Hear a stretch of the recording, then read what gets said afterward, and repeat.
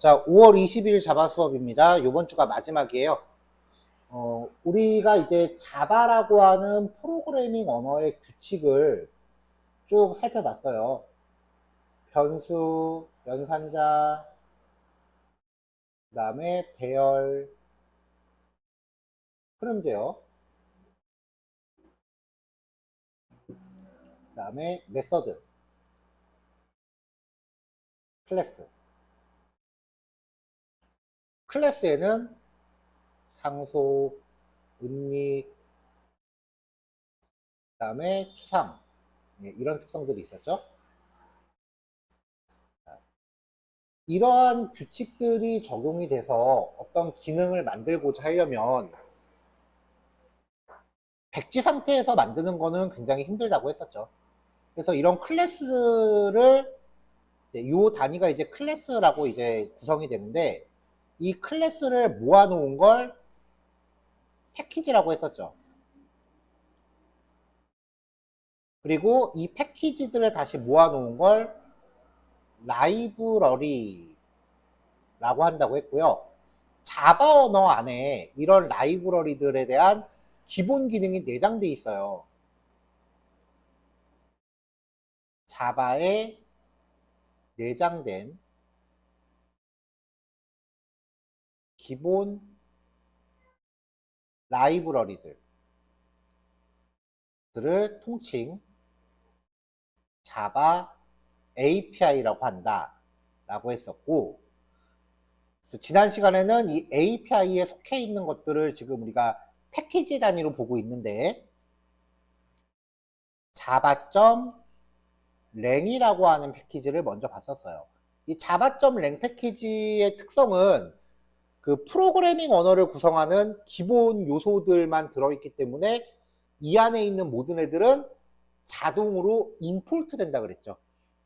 임포트라는 게 다른 패키지의 클래스를 참조하는 거예요. 자, 이렇게 해서 이제 몇 가지 기본 그 패키지들을 봤는데 오늘 살펴볼 내용은 util이라고 하는 패키지를 볼 거예요. java.util이라고 하는 패키지고요. 지난 시간에 이제 정규 표현식 관련된 것도 이쪽 예제로 넘겨놨는데 정규 표현식은 조금 이제 나중에 할 거고, 일단 정규 표현식 관련된 코드들은 일단은 밖으로 잠깐 빼놓을게요.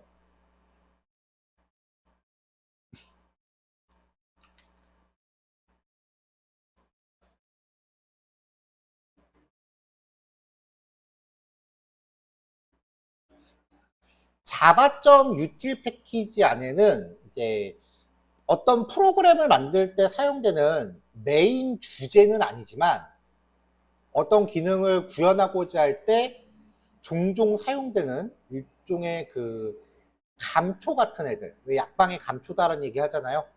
여기저기 막 낑겨서 활용되는 애들이 위주로 들어있어요. 그래서 첫 번째는 날짜 처리하는 방법에 대해서 이야기를 해볼게요.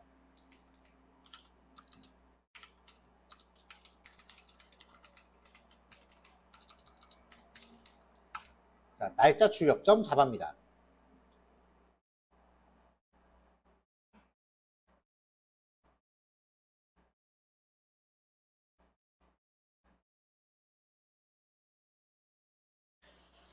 자, 그러면 이제 퍼블릭 클래스 ex01 날짜 출력이라는 클래스를 하나 만들고요. 자, 메인 메서드도 준비할게요. 자바의 util 패키지 안에는 캘린더라고 하는 클래스가 있습니다. 그래서 날짜 처리 기능을 제공하는 클래스의 참조에서 import java.util.calendar 라고 만듭니다. 그럼 이제 날짜 처리를 위한 캘린더 객체를 생성을 해야 되는데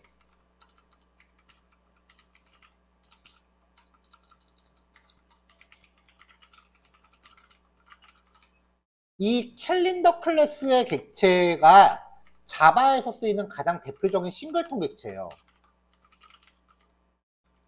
그래서 캘린더 타입의 칼은 캘린더 점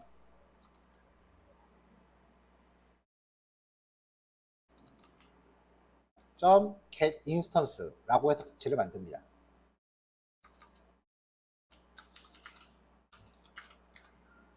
자, 이 객체로 할 수 있는 가장 대표적인 게요. 날짜 성분을 추출할 수 있어요. 그래서 연월일 10분초에 대한 24시간제 형식으로 뽑아 볼게요.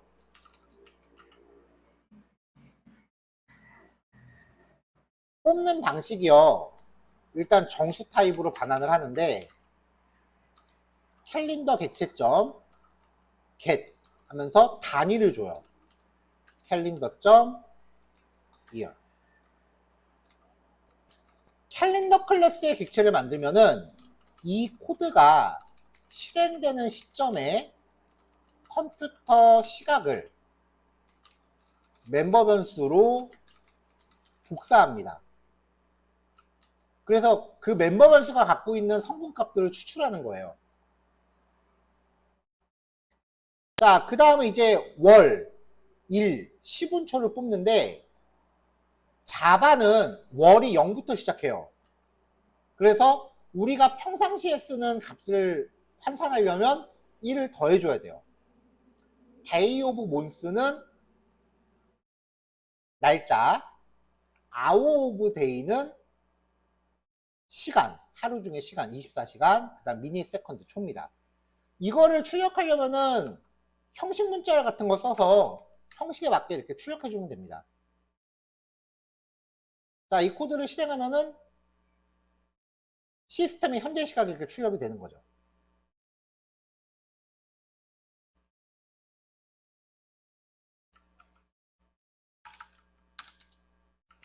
자, 그럼 이번엔 12시간제를 뽑아볼까요?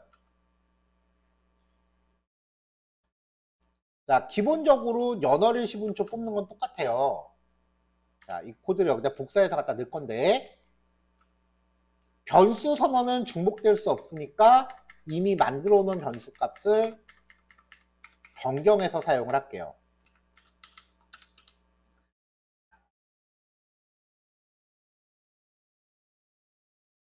시간을 가져올 때는 hour of day가 아니라 그냥 hour입니다.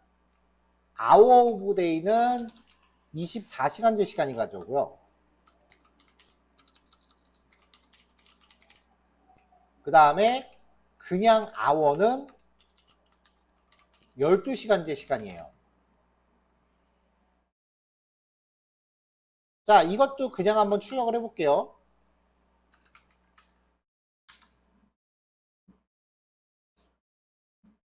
자, 그럼 시간이 다르죠?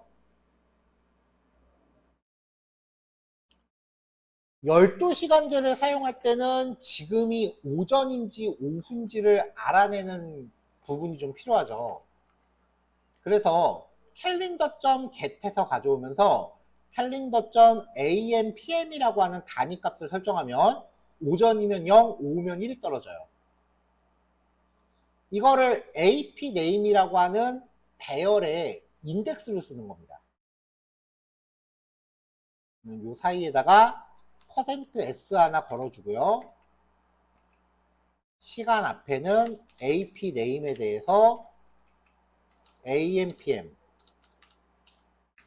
을 인덱스로 삼는 배열에 대해서 출력해라 라고 하면 이렇게 시간값을 얻어낼 수 있죠.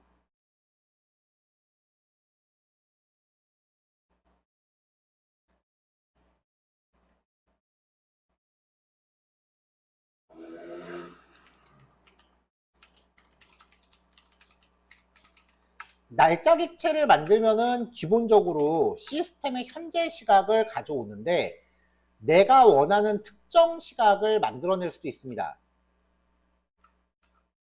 자, 마찬가지로 임포트 캘린더 클래스 가져오고요. 지금 여기 보시다시피 날짜 값을 출력할 때마다 매번 이렇게 형식 문자를 구성해서 출력하려고 하면은 좀 불편해요. 연월일 10분 좀 뽑아서 이렇게 출력해 줘야 되잖아요.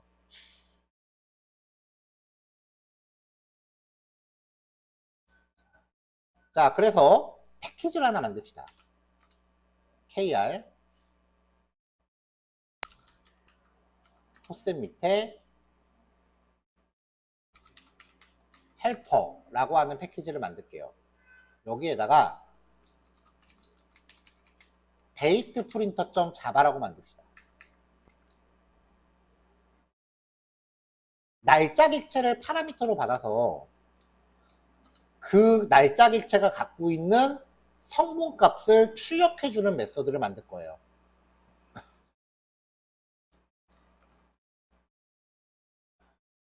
자, 그래서 이제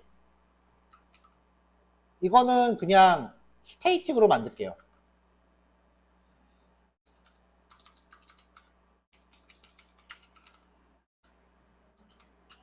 자바.유틸.캘린더 가져오고요. 프린트 데이트 타임인데요. 캘린더 객체를 파라미터로 받아요. 날짜 객체를 파라미터로 받아서 그 객체가 저장하고 있는 성분값을 추출하여 출력하는 메서드입니다. 그래서 이 칼은 캘린더 클래스의 객체가 되는 거죠. 자, 이렇게 해서 연어를 시문초 이렇게 형식 문자로 출력하는 코드를 하나 준비를 한 거예요. 이런 걸 만들어 놓으면 다시 아까 EX 1번으로 가서요.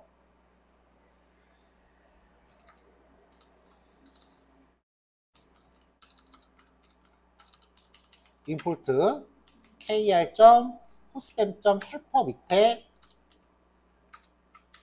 데이트 프린터 라고 클래스를 만들어 놨으면 이제 여기서 출력할 때 데이트 프린터 스테이틱이니까 메소드로 바로 접근할 수 있죠.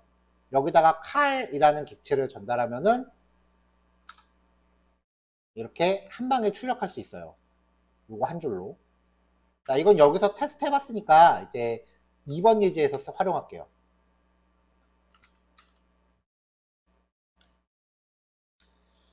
자, 날짜를 지정을 할 건데요. 일단 캘린더 객체부터 만듭시다. 캘린더 객체를 만들면 객체를 생성한 시점에 대한 시각을 멤버 변수로 내장하고 있다 그랬죠. 객체 만들고 출력하면은 그냥 단지 현재 시각 객체 이렇게 만듭니다.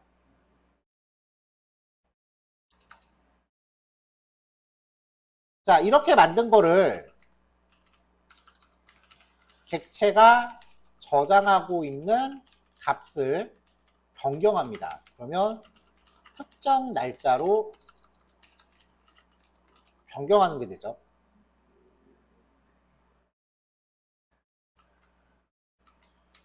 그래서 캘린더.set 하면서 연도를 2020으로 월을 4라고 했는데 자바는 0부터 월을 관리하기 때문에 5월을 설정한 거고요. 날짜는 5일. 시분초의 설정도 이런 식으로 진행하면은 날짜 객체가 갖고 있는 값이 바뀝니다.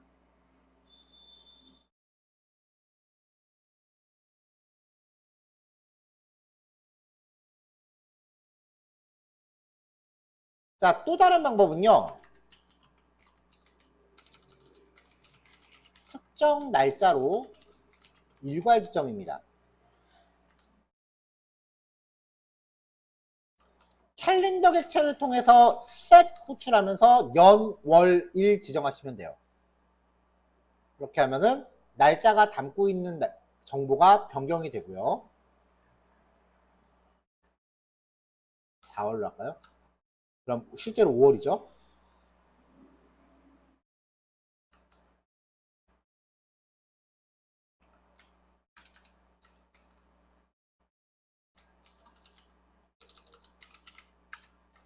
자, 특정 날짜로 지정하는 또 다른 방법인데요. 시분초를 포함해요. 이때는 24시간제만 가능합니다.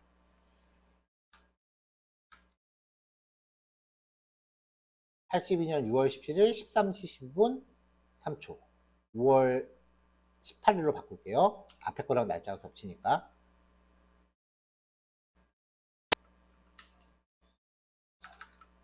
자, 그래서 여기까지 필요 없겠다. 앞에 거랑 겹치니까요. 자, 이렇게 해서 이제 날짜의 성분을 현재 시각을 기준으로 만들어내거나 아니면은 내가 원하는 값으로 바꾼 겁니다.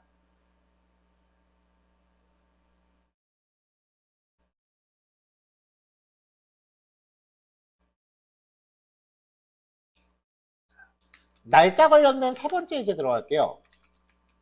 날짜 연산입니다. 아이고, 폴더를 만들었네요.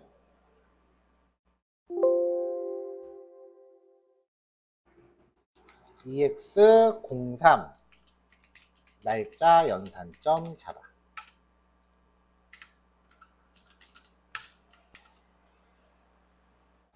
자, 임포트 하는 클래스는 동일하게 또 가져올게요.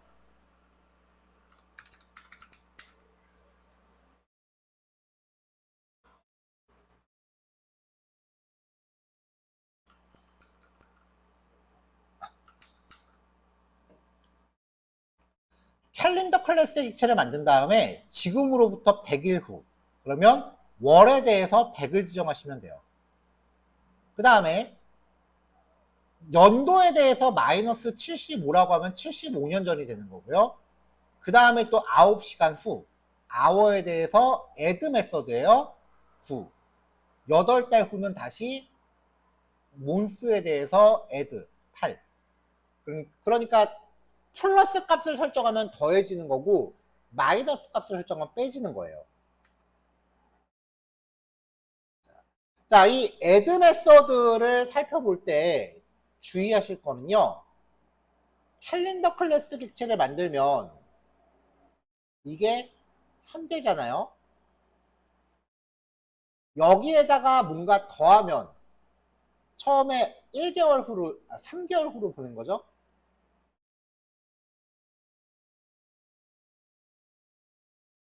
그 다음에 연산을 또 하면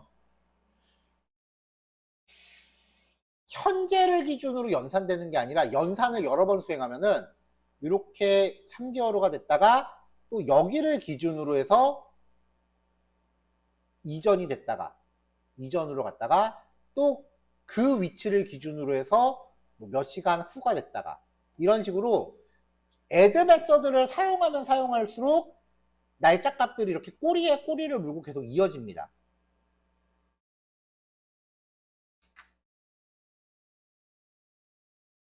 자, 그래서 이제 100일 후, 75년 전, 9시간 후, 8달 후 이런 식으로 계산이 계속 이어진 거예요.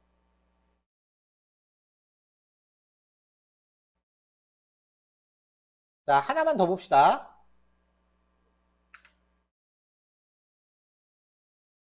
EX04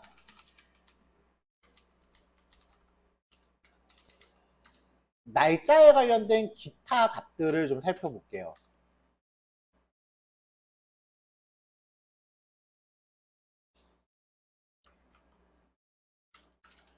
자, 캘린더 클래스 여전히 있고요.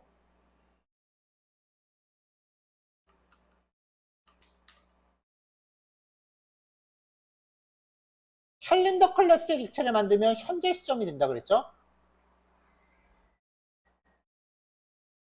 자, 이게 현재예요. now. 이 현재를 기준으로 해서 day of week는 요일에 해당하는 인덱스를 가져옵니다. 1이 일요일이고 7이 토요일이에요. 그럼 오늘은 여기 7 나오겠죠. 이거를 진짜로 우리가 일반적으로 쓰는 요일 값으로 바꾸려면 일, 월, 화, 수, 목, 금, 토 이렇게 문자를 설정하고 있는 배열을 하나 만들어야 돼요.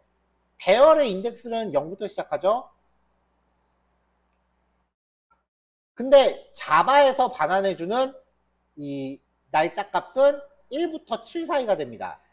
인덱스랑 비교하면은 1씩 밀려 있죠. 그래서 요일의 이름을 의미하는 배열에 이 데이 값을 인덱스로 쓸 때 1 빼서 적용하셔야 돼요. 자, 그 다음에 이제 액추얼 맥시멈은 주어진 단위에서 최대값이에요. 몬스 오브 위크, 이게 현재가 몇 번째 주인지에 해당하는 건데 그것 중에 최대값을 가져오면은 이번 달은 몇 주까지 되어 있는지를 알 수 있어요. 현재 몇 번째 주.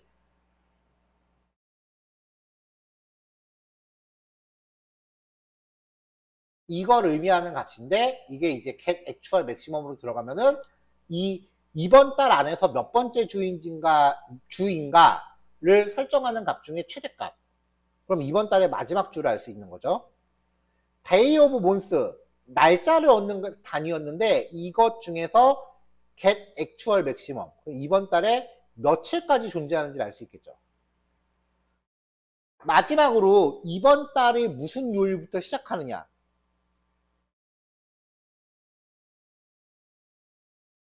이번 달이 무슨 요일부터 시작하는지를 알고 싶으면은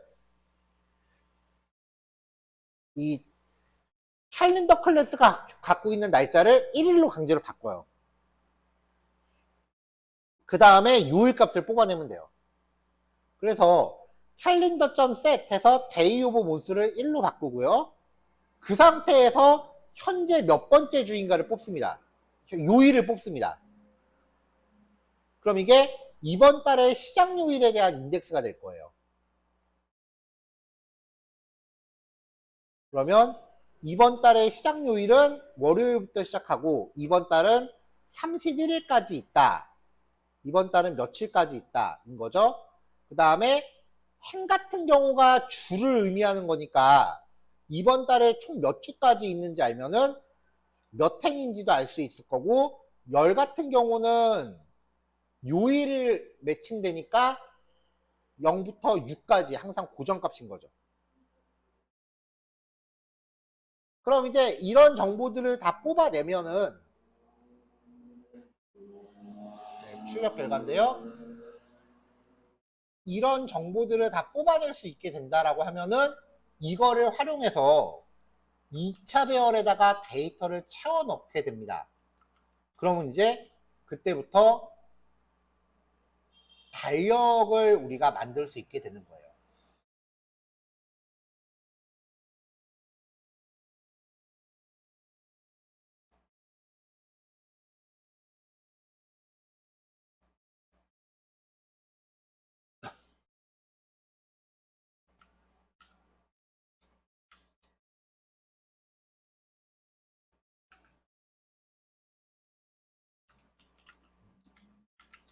달러를 퍼센트 기호로 변경 후 실행. 자, 자료 배포할 건데 지금 제가 여기 퍼센트를 넣어놨거든요.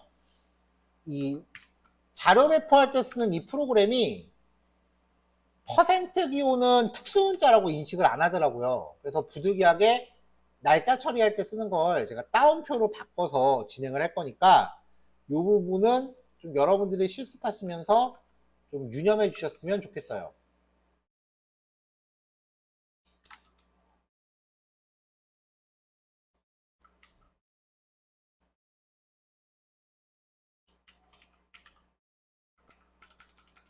자, 날짜 지정점 잡아.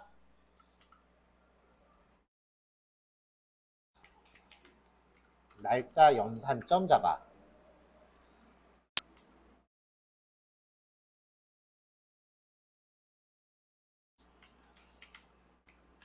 그 다음에 그 밖에 기타 값에 대한 잡아.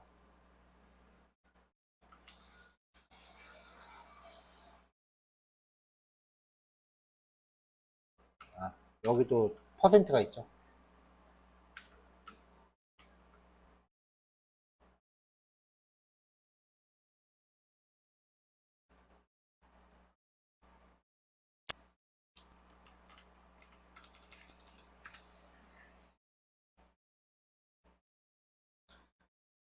자, 그럼 자료 배포할게요.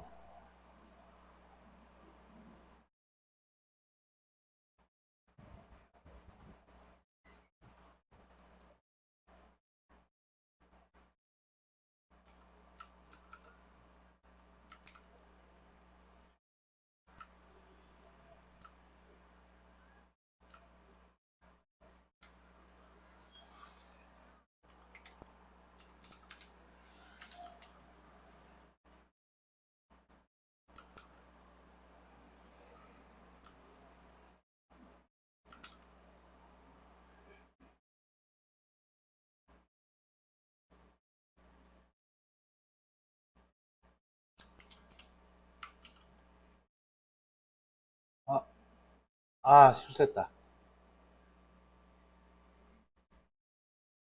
네, 방금 제가 실수로 만들었던 이미지 파일들을 다 지워버렸네요. 참. 자, 저한테 5분만 시간을 좀 더 주세요. 자, 자료 준비 다 됐고요. 이제 단톡방에 오늘 1교시 예제 파일 올리겠습니다.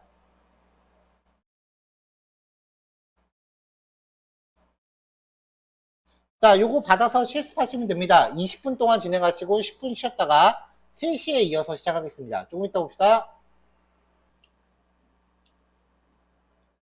API를 공부하는 초반에는 이제 이런 식으로 메서드를 호출할 때 어떤 파라미터가 들어가면 어떤 리턴 값이 나온다. 이런 것들만 쭉 정리하면 되기 때문에 상대적으로 되게 단순해져요, 공부가.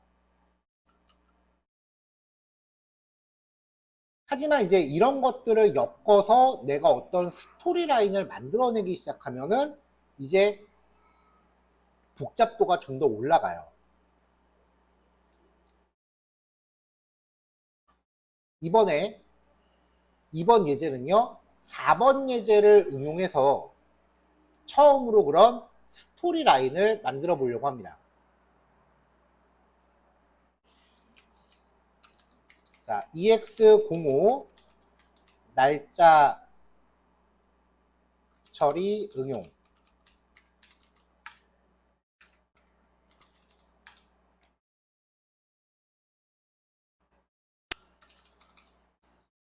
캘린더 클래스를 임포트 할게요. java.util. 캘린더.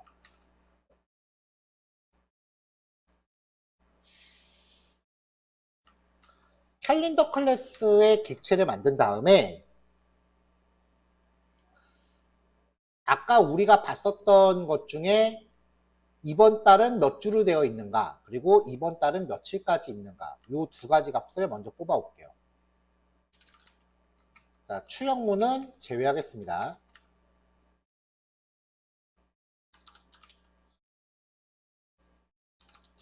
위크 카운트, 데이 카운트. 자, 그 다음에 아까 우리가 봤을 때 날짜 지정 부분 여기를 좀 응용할게요.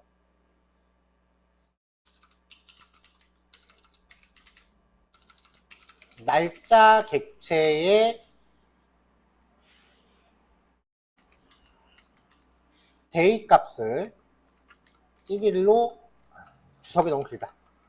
이번 달의 1일은 무슨 요일인가?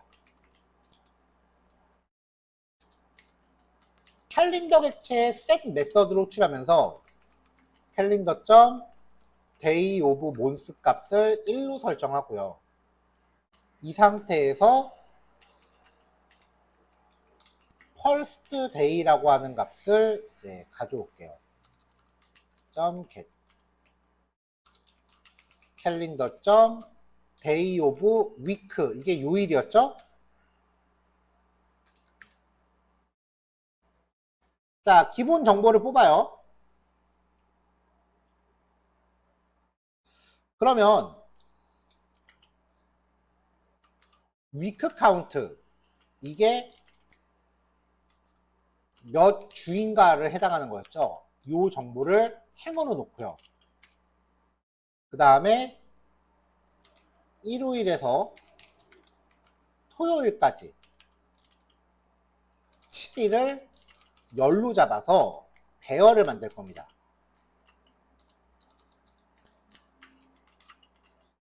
new int week count, 그 다음에 7. 이렇게 하면은 이번 달의 날짜를 표현할 수 있는 배열이 구성이 되고요. 자, 요거는 배열의 원소로 설정할 숫자, 이게 날짜 값이고요. 일씩 증가하면서 배열에 할당될 거예요.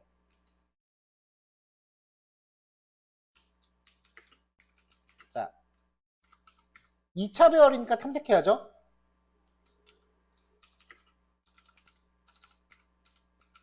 행의 수만큼 반복. 이게 주 수만큼 반복하는 거죠. for int i는 0, i는 데이터.점 length보다 작은 동안 i++.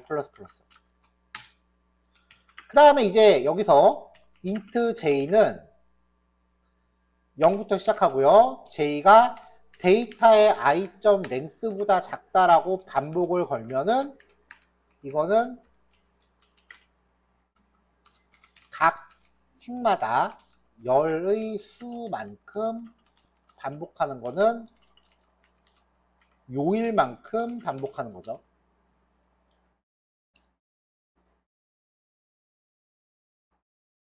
자, 이래 놓고 데이터의 i 행의 j 열에다가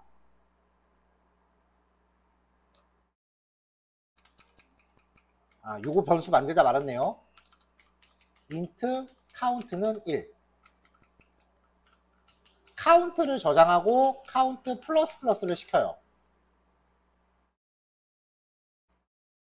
자, 일단 이렇게 만들어 놓고 출력을 한번 해볼게요.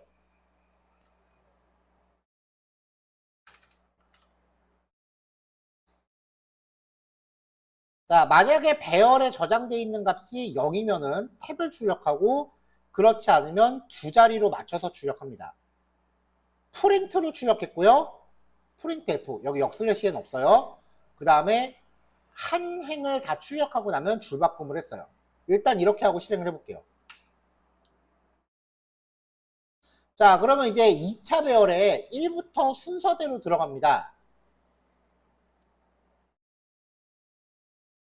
근데 첫 번째 행에서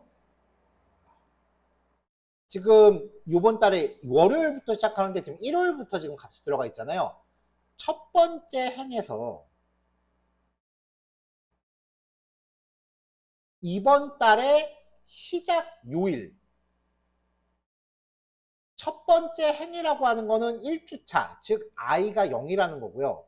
그 다음에 이번 달의 시작 요일, 퍼스트 데이, 날짜를 처리하는 게 이번 달의 시작 요일보다 작으면 그때는 값을 집어넣지 않고 그냥 제껴야죠. if i가 0이고 and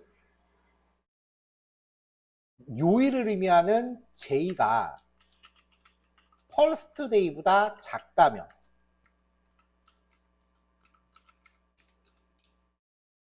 이때는 제껴야 돼요.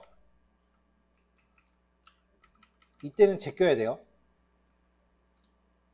그래서 이 조건 전체를 느낌표 붙여요.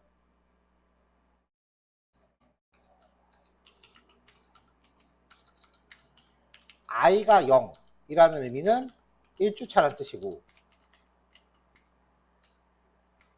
j가 first day보다 작다라는 거는 이거는 1주차의 시작 요일이 보다 작다는 뜻이에요. 그래서 이 조건을 괄호로 묶어서 느낌표를 걸면은 이 조건이 참일 때 1주차면서 아직 시작 요일이 안 됐을 때를 부정하게 됩니다. 그러면 이렇게 들어가는 거죠.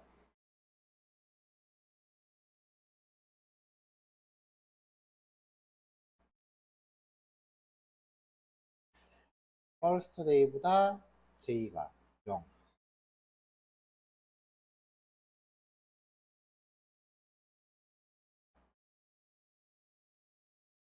자, 1. 월요일부터 들어가야 되는데 지금 first day 값이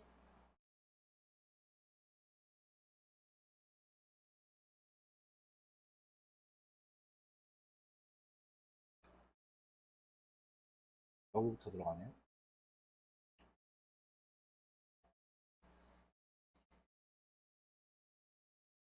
아, 왜냐면 지금 왜 저렇게 나왔냐면은 퍼스트 데이는 1부터 시작하는데 지금 J는 0부터 시작해요. 그래서 J를 1 증가시켜서 맞춰줘야 돼요. 네, 그러면 이렇게 맞떨어졌죠. 딱 떨어졌죠. 그 다음에 날짜 값도 이번 달에 마지막 날짜보다 크면 하지 말아야죠. 요 조건이 맞지 않거나 혹은 카운트가 카운트 플러스 1이 이번 달의 날짜보다 작을 때만 요 조건이 성립하거나 요 조건이 시작할 때.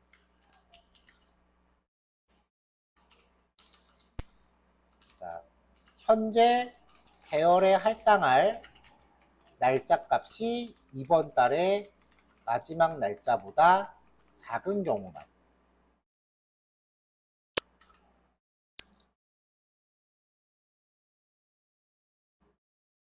아, 5어가 아니고 엔드네요. 자, 두 가지 조건이 모두 성립해야 되니까 엔드.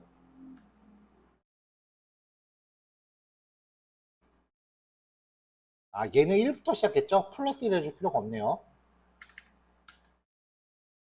자, 그러면 지금 출력되는 이 배열의 모양이 28, 29, 30, 31.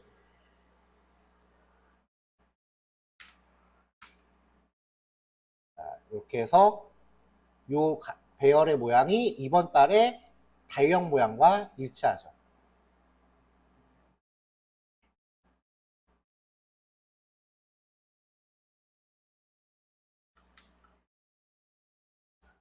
자, 그래서 보통 이제 날짜 처리한 다음에 달력으로 확 접어들면은 갑자기 헉 하고서 다들 당황을 해요. 갑자기 막 반복문 나오고 배열 나오고 그러면 갑자기 정신이 없거든요.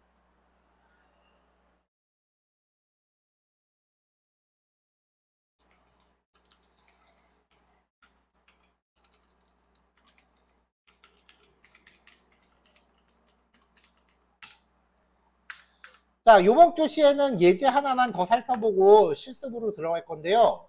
약간 성격이 다른 타임 스탬프라고 하는 값을 소개하려고 해요.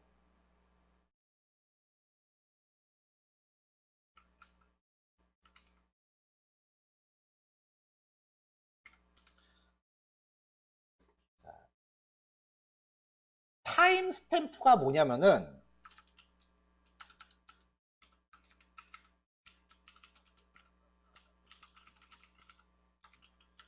1970년 1월 1일 자정부터 현재까지 흐른 초단위, 흐른 시간을 초단위로 환산한 값입니다.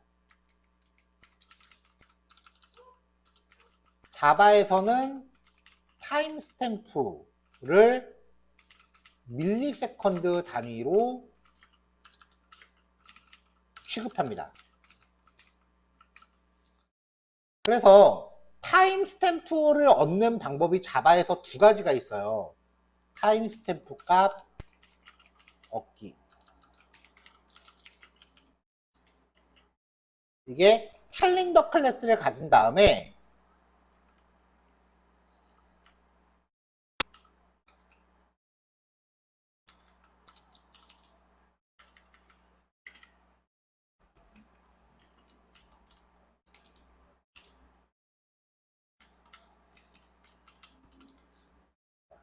캘린더 클래스를 만든 다음에 그 캘린더 객체로 getTime인 밀리스라는 메서드로 호출하면은 시간값이 나옵니다. 타임 스탬프 값을 만드는 두 번째 방법은요. 얘는 다른 클래스의 임포트가 필요 없어요.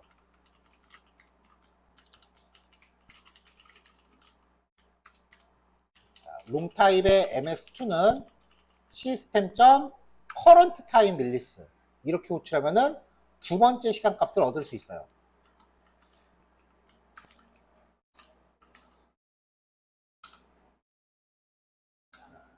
1000분의 1초 단위 값이기 때문에 지금 코드가 실행되는데 여기에서 여기 사이에 몇 초가 걸린지를 이제 알 수 있는 거죠. 시간이 흘러가니까 다르죠.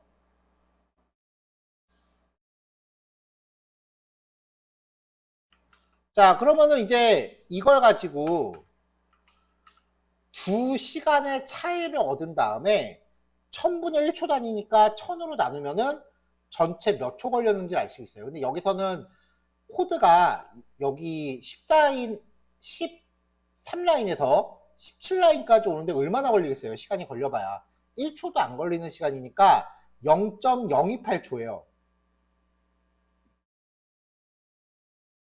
그래서 1000으로 나눠버리면 0초 지났음이라고 나옵니다.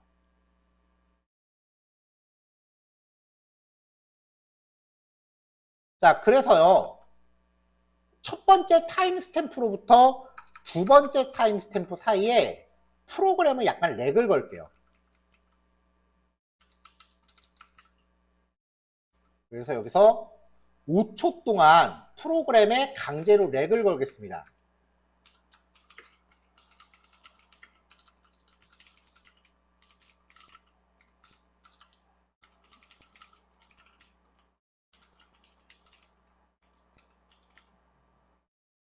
자, 이 렉을 거는 코드는 스레드라고 해서요, 우리가 아직 진도가 나가지 않은 코드예요. 그래서 여기서 그냥 이만큼을 통째로 강제로 프로그램 렉 걸기, 그렇게만 기억하세요. 자, 그럼 이제 여기서 시간을 얻고 5초 동안 기다렸다가 두 번째 시점에 시간을 얻으니까 요 두 개 사이의 시간은 최소 5초의 간격이 흘러야 돼요. 자, 첫 번째 시간 나왔고요.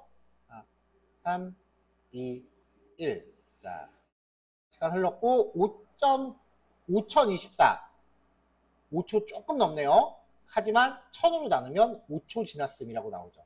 이렇게 해서 두 지점 간에 흘러간 시간을 얻어낼 수 있습니다. 밀리세컨드를 사용하면요.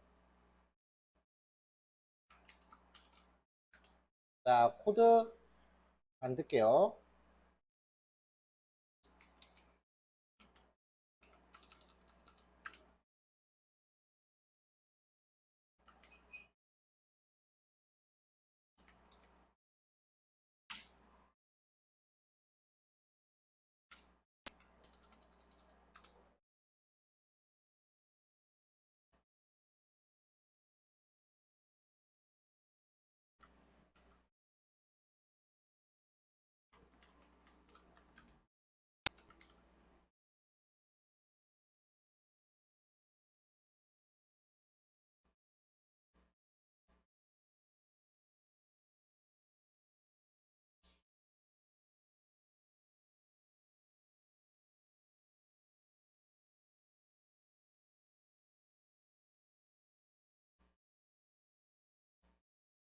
자, 지금 3시 20분인데요.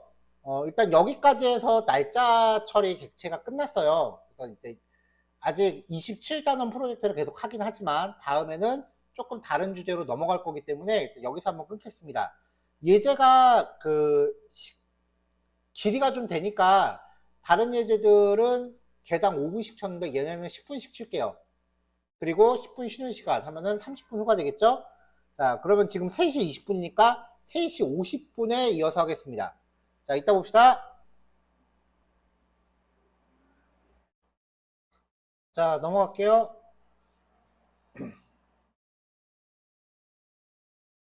다음 시작하겠습니다. 이 맵이라고 하는 형태는 어레이 리스트하고 비교하면은 사용 빈도가 되게 적어요. 한 10%? 근데 이제부터 소개할 어레이 리스트는 나중에 여러분들이 웹사이트 구현하거나 아니면은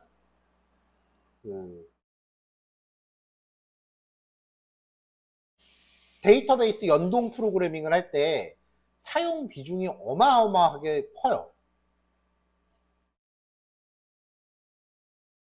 그래서 이번에 소개하는 어레이 리스트는 좀 신경 써서 내용을 체킹하세요. 자, EX9번 어레이 리스트입니다.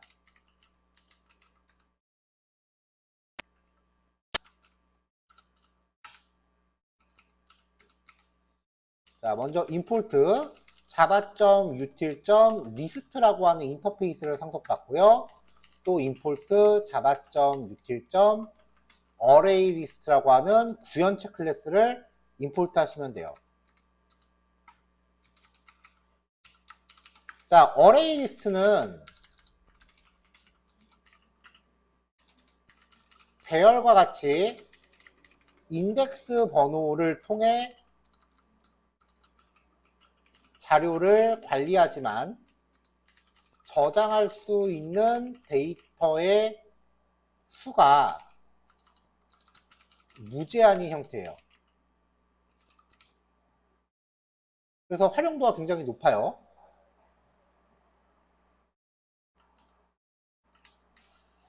자, 얘도 객체 생성할 때 제너릭을 사용합니다. 클래스 이름 오른쪽에 자료형 형식으로 표현하고요. 자료형은 아까처럼 클래스 타입만 가능해요. 기본 자료형을 사용하고자 할 때는 해당 데이터 타입의 래퍼 클래스를 쓰셔야 됩니다. 넘버 리스트라고 하는 걸 넣는데요. 데이터를 추가할게요. 자, 10부터 90까지 넣었어요.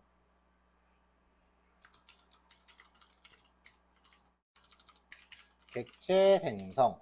객체 생성할 때 선언을 인터페이스, 할당은 구현체로 하는 거예요. 데이터 추가하면은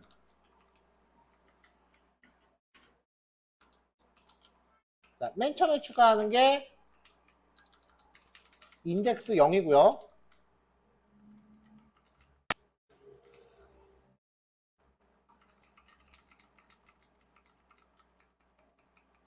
(1, 2, 3, 4, 5, 6, 7, 8이에요.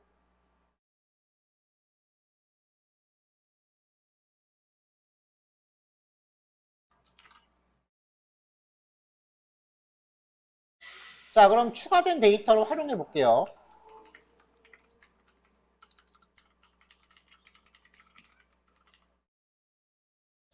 자, 먼저 데이터의 수량부터 체크합시다. 사이즈라는 메서드 호출하면은 저장된 데이터 크기가 떨어져요. 자, 데이터 크기 9라고 나왔죠?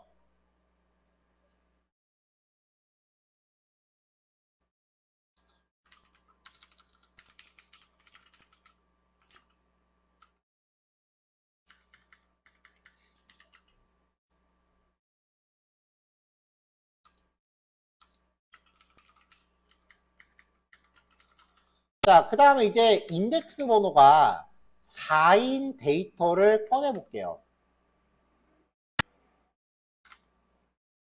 자, 그러면 0, 1, 2, 3, 4니까 50이라는 값이 리턴이 될 거고 출력되는 거 50이 나올 거예요.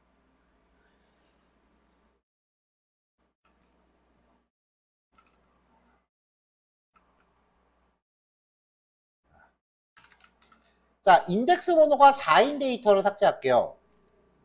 그러면은 이 자리가 삭제되잖아요. 삭제하고 나면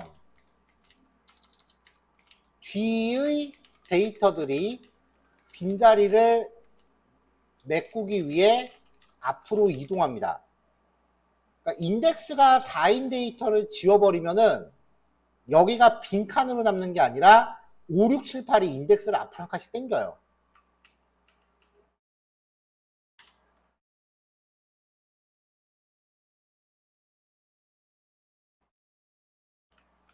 자, 그래서 하나를 지우고 다시 전체 데이터 크기를 확인하면 처음에 9개였는데 8개로 바뀌고요.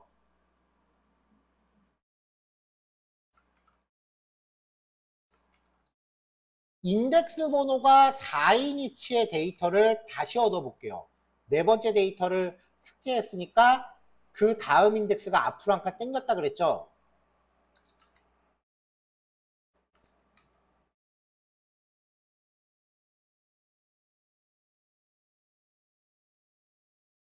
자, 여러분 들리시나요? 줌이 갑자기 튕겼어요. 들리시나요? 줌이 갑자기 튕겼어요. 네.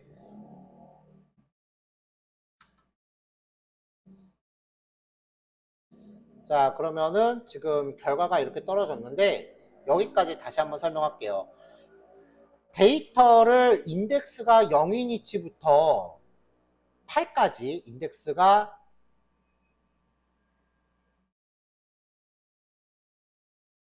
0, 1, 2, 3, 4, 5, 6, 7, 8 이렇게 데이터를 추가했어요. 여기에 저장되어 있는 데이터는 10, 20, 30, 40, 50, 60, 70, 80, 90 이렇게 지금 리스트에 추가한 거예요. 그럼 사이즈를 조회하면은 전체 9개니까 9가 떨어져요. 인덱스 번호가 4인 위치의 데이터를 가져와라 라고 하면 여기에 50이 떨어져요. 그 다음에 인덱스 번호가 4인 데이터를 지워라 라고 하면 이 데이터가 지워지잖아요. 그러면 그 뒤에 있는 데이터들이 앞으로 한 칸씩 당겨요. 하나를 지웠으니까 데이터 크기는 8개가 됐을 거고 다시 인덱스가 4인 위치를 꺼내면 60이라는 데이터가 앞으로 당겼기 때문에 여기서 60이 출력이 될 거예요. 여기까지 얘기했습니다.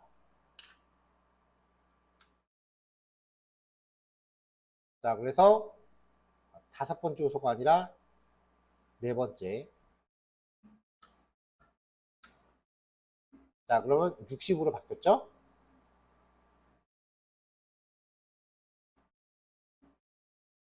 자, 이번엔 인덱스 번호가 4인 위치에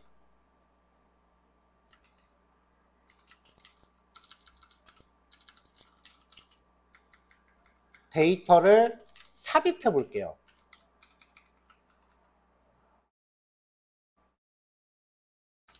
인덱스 번호가 4인 위치에 1, 2, 3이라는 데이터를 삽입을 합니다. 그러면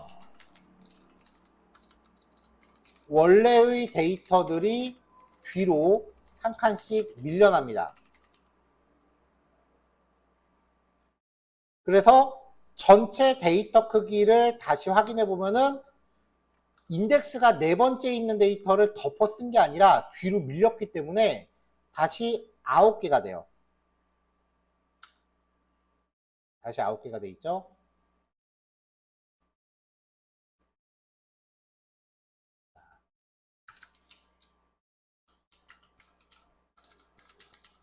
리스트의 원소 탐색입니다. for int i는 0부터 i는 numberlist.size보다 작은 동안 반복을 하고 i++. 그 다음에 i번째 원소를 추출하는데 제너릭으로 선언한 객체 클래스에 대한 객체가 됩니다. 아까 인티저로 정했거든요. 인티저 타입의 아이템은 넘버리스트의 넘버라고 합시다. 변수 이름 get i번째예요. .out.println %d 번째 데이터는 %d. i번째 데이터는 넘버다라고 해서 출력을 할 수 있겠죠. 자, 인티 전대 인티 get이라고 못해놨네요. 인티저. 자, 그럼 리스트 원소 이렇게 쪼르륵 출력합니다. 중간에 보시면 4번째 데이터 123으로 이렇게 바뀌어 있는 거 확인되죠? 자, 마지막으로 넘버 리스트의 데이터를 전부 삭제할 때는 클리어라는 메소드 호출하시면 됩니다. 데이터가 연계가 됐죠.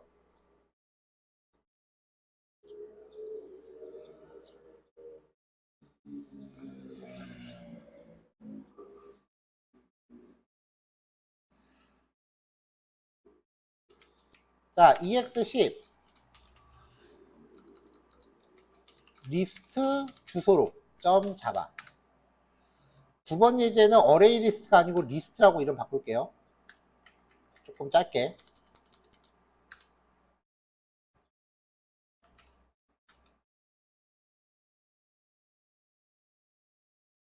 자, 아까 맵에서 했었던 예제랑 비슷하게 만들 거예요.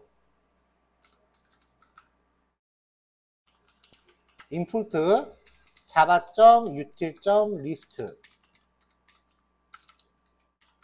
import java.util.arraylist. 자, 이렇게 임포트하고 클래스를 또 정의할게요. 이번에는 아까 멤버라고 만들었었나요? 아까 멤버라고 만들었으니까 이번에는 유저라고 만듭시다. private string name. 어레이 리스트는 키가 아니라 인덱스 번호로 들어가기 때문에 각각의 항목을 고유하게 식별할 수 있는 정보가 필요해요. private string phone number, private string email.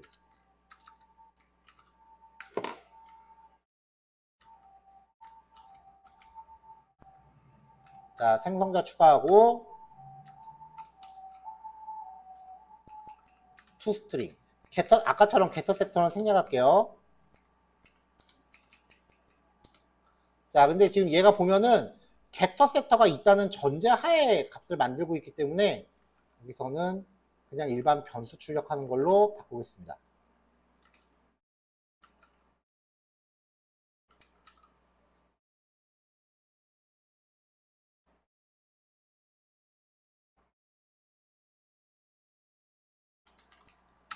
자, 그럼 메인을 만들고요. 아까 예제랑 비슷하게 갈 거예요. 자, 아까 이제 이런 식으로 객체를 만들었는데 이번에는 어레이 리스트를 가져가는 거죠. 리스트 타입의 유저 객체를 저장할 수 있는 리스트예요. 는 new array list. 얘도 유저 클래스에 객체를 넣을 수 있다고요. 자, 데이터를 추가할 때 add 메소드였죠. 그래서 list.add라고 하면서 new user.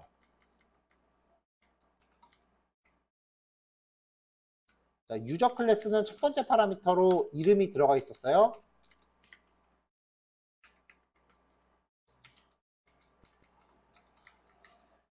자, 이런 식으로 객체를 만들 겁니다.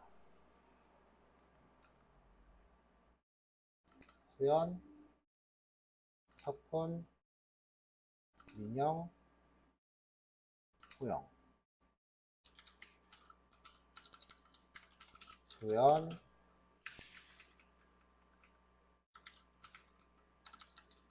석훈,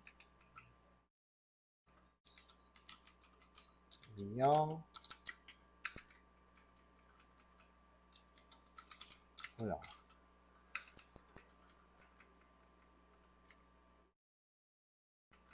자, 석훈이 전화번호에서 따옴표가 안 열렸네요.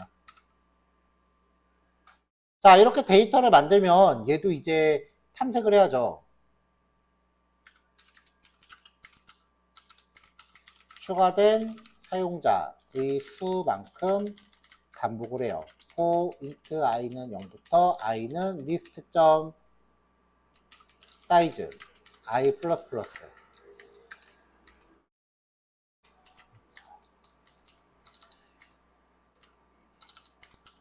추가된 데이터 객체의 클래스 타입으로 추출 결과를 받는다. 유저 타입의 아이템은 list.get i 번째를 꺼내라.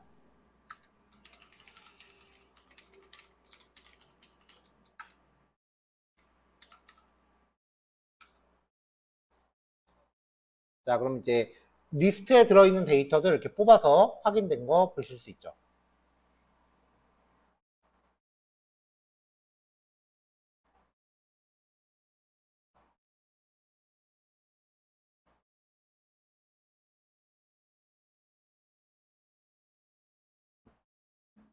자, 여기까지가 이제 어레이 리스트에 관련된 얘기예요. 자, 잠깐 이제 중간 끊어서 요거 두 개 마무리 하고요. 그 다음에 제너릭이라고 하는 주제, 제너릭이라는 걸 지금 데이터 타입을 명시한다 라고만 지금 설명하고 있는데, 제너릭이 무엇인지 좀 더 디테일하게 이해하고 넘어가도록 할게요. EX 10번 리스트 주소로. 잘못 만들었네요. EX 9번 리스트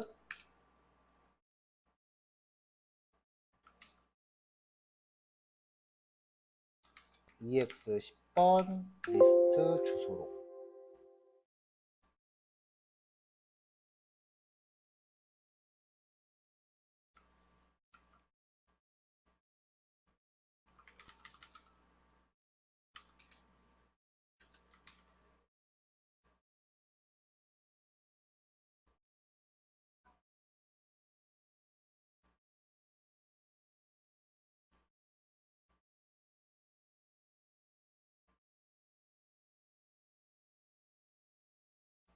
자, 파일 보냈습니다. 지금 4시 52분, 53분 돼가고 있고요. 55분이라고 치고요. 예제 2개에서 15분 할애 할게요. 그리고 쉬는 시간 10분 붙여서 25분 후. 그러면은 5시 20분에 다시 만나요. 그때 제너링 예제 하나 정리하면은 오늘 수업 마무리가 될 것 같아요. 자, 그러면은 5시 20분에 만납시다.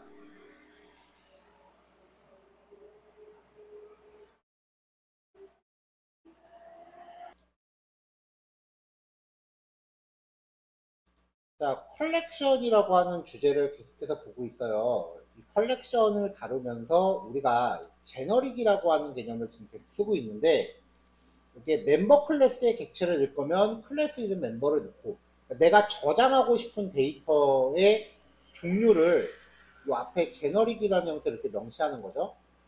주소록 같은 경우에도 유저 클래스를 만들고 유저 클래스의 객체를 넣을 거기 때문에 제너릭의 유저라고 명시한 거예요. 자, 그럼 이제 이 제너릭이라고 하는 게 무엇인지 좀 더 깊이 있게 살펴보고 마무리하도록 합시다.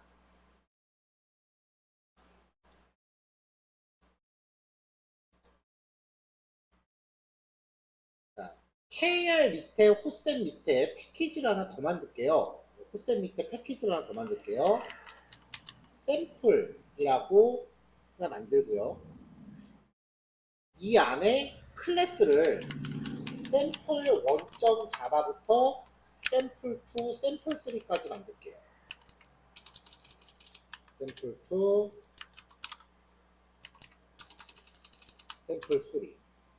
패키지 안에 클래스를 총 3개를 만들어 놓습니다.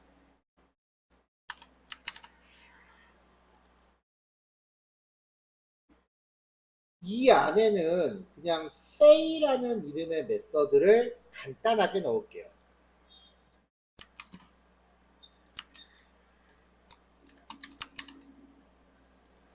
자, 샘플 1에는 안녕하세요 자바라고 출력했고요.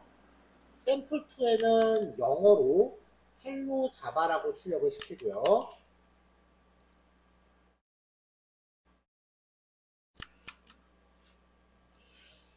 샘플 3는 안녕하세요 자바를 구글 번역에서 일본어로 번역을 했어요.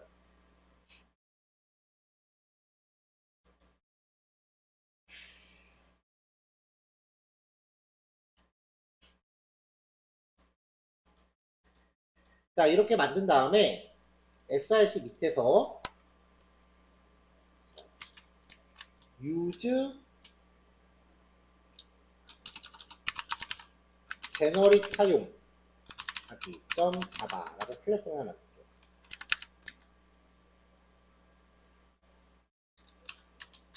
자, 이 클래스는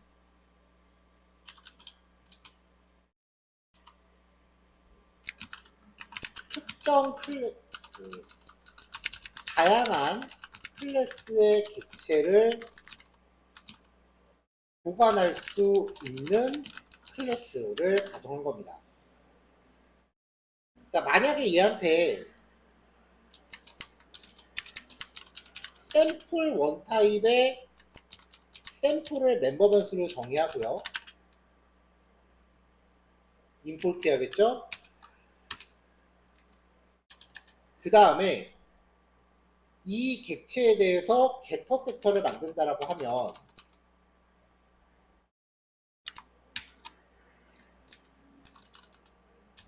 이렇게 만들어져요.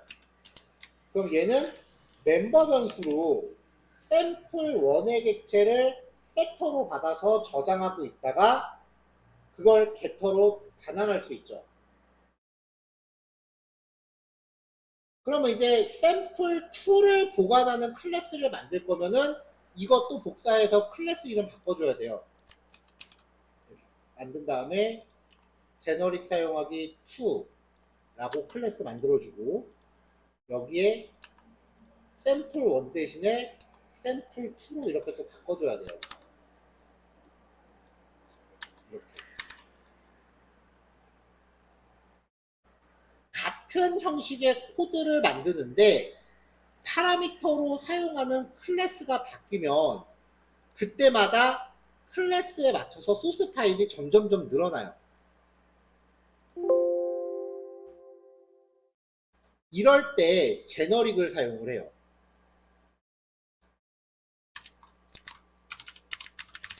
보관하고자 하는 클래스의 종류별로 이 클래스를 여러 개 만드는 번거로움을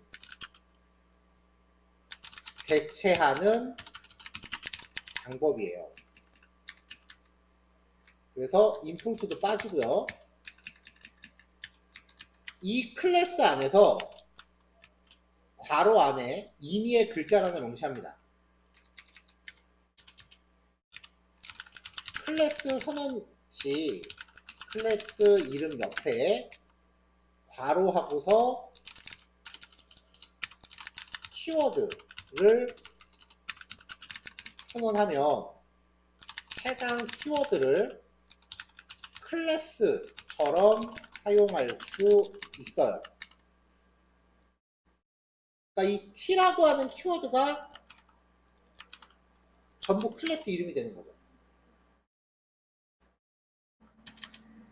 이 키워드는 객체 생성 시 클래스 이름을 직접 정해줄 수 있어요.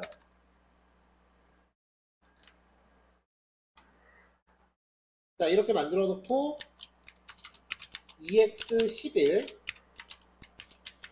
제너릭 사용하기 .java 이름이 겹치네요. 얘는 이름을 좀 바꿀까요? usegen 이라고만 만들게요.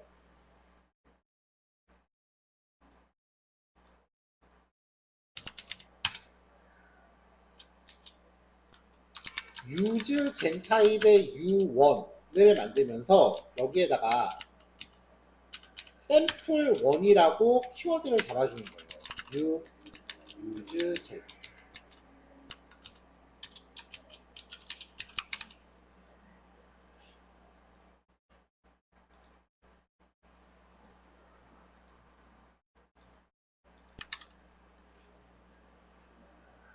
자, 이렇게 만들면 이 샘플 1이라고 하는 이 키워드가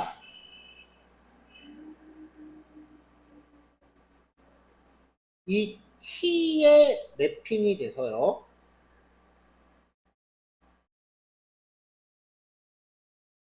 t라고 적어놓은 모든 곳이 샘플 1이 됩니다. 샘플 1 타입의 객체를 보관할 수 있게 되는 거죠. 그래서 u1.set sample 하면서 sample 1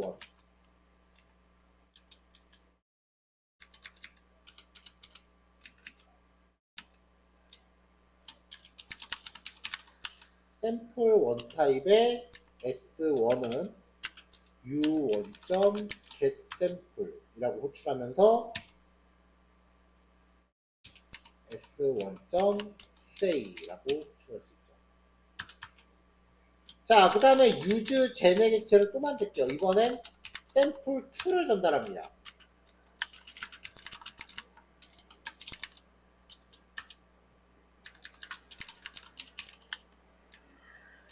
그러면 이 U2라고 하는 객체를 통해서는 T 키워드가 전부 샘플2가 된 거예요. 그래서 U2.set 샘플 하면서 여기에는 샘플2의 객체를 보내는 거죠.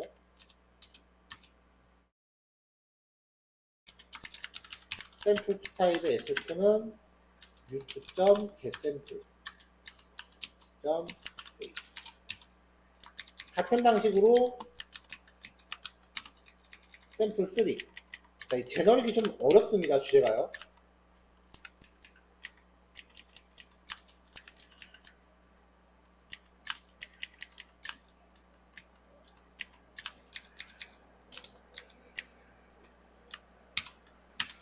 임포트까지 했어요.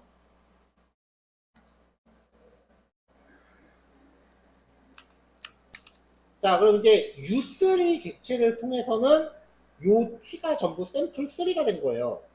그래서 U3한테는 이 setSample 메서드에 샘플 3 객체를 보낼 수 있게 된 거고,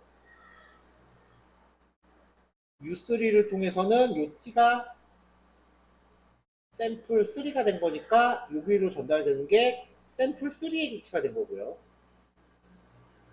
U2에서는 샘플 2라고 만들었죠. 그래서 이 섹터에 보낸 객체가 샘플 2 객체가 된 거고, U1은 샘플 1이고요. 이렇게 이 클래스 안에 사용되는 어떤 그 자료형을 그때그때 상황에 맞게 바꿔서 쓰고 싶을 때 쓰는 게 제너릭이에요. 근데 제너릭 문법 표현이 자바에서도 그렇게 생긴 지 오래된 문법은 아니지만 지금 많이 쓰이고 있는 문법이고요. 하지만 제너릭을 이해하는 것 자체가 지금 이 마지막 예제가 좀 어려울 것 같아서 제가 일부러 마지막으로 뺐거든요. 원래는 얘가 7번으로 갔었어야 돼요.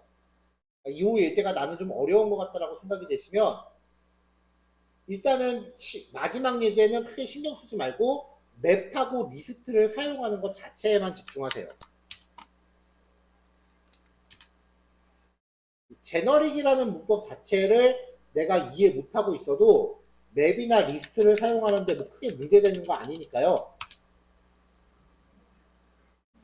일단은 맵하고 리스트 먼저 집중하시고 그 맵과 리스트의 사용 방법을 내가 다 숙지했다 라고 생각이 되시면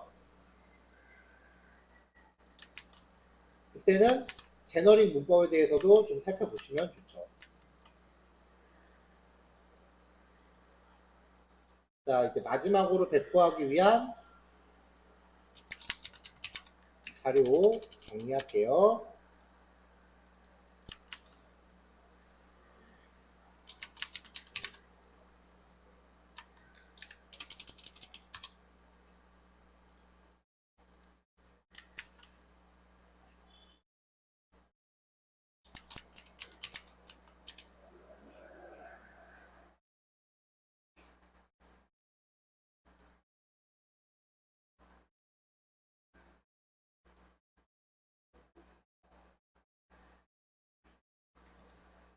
자, 여기까지 해서 이제 오늘 예제는 전부 소개가 끝났고요.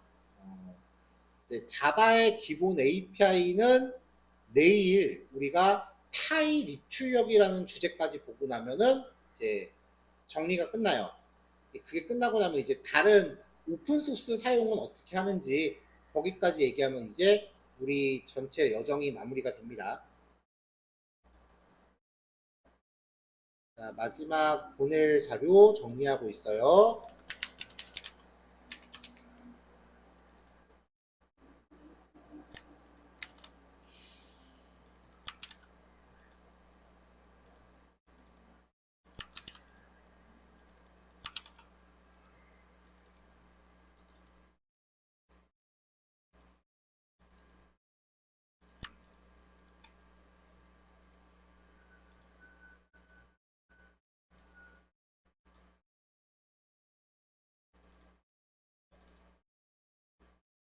자, 마지막 자료 지금 올렸습니다.